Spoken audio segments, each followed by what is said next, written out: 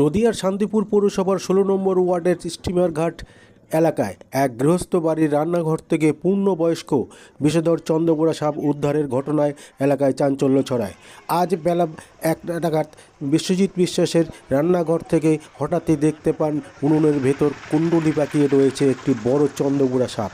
ঘটনায় আতঙ্কিত তৎক্ষণাৎ শান্তিপুর বন দপ্তরে ফোন করেন এবং খবর পেয়ে অল্প সময়ের মধ্যেই বন দপ্তরের কর্মীরা ছুটে আসেন এবং সাপটি উদ্ধার করেন। চলুন দেখে নেব সেই ছবি। আপনারা দেখছেন নিউজ নদিয়া এক্সপ্রেস। চ্যানেলটিকে সাবস্ক্রাইব, লাইক, শেয়ার এবং ফেসবুক পেজটি ফলো করুন আর দেখতে থাকুন নিউজ নদিয়া এক্সপ্রেস। সাপ ধরতে এখন ব্যস্ত।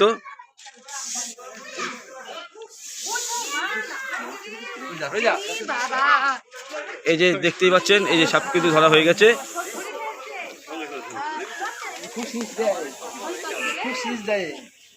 দেখতেই পাচ্ছেন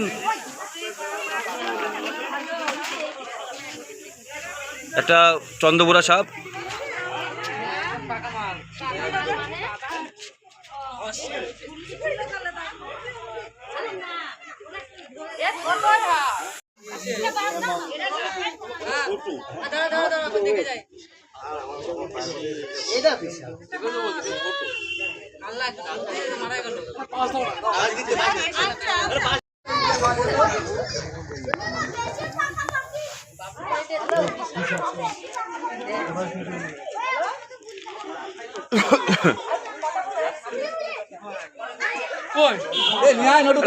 বাস দাও,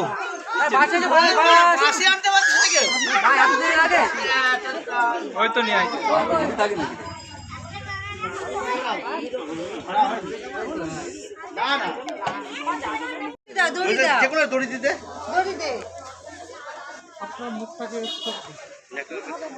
কাপড়ে নিয়ে নাই শিলা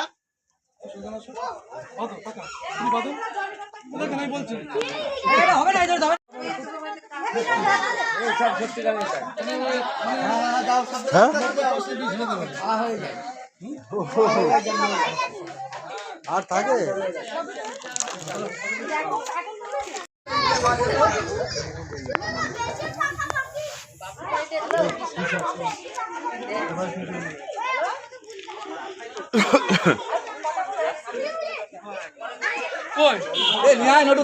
বাস দাও,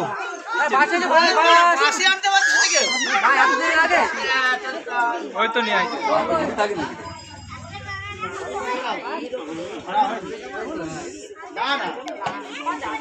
রান্নাঘরে ছিল।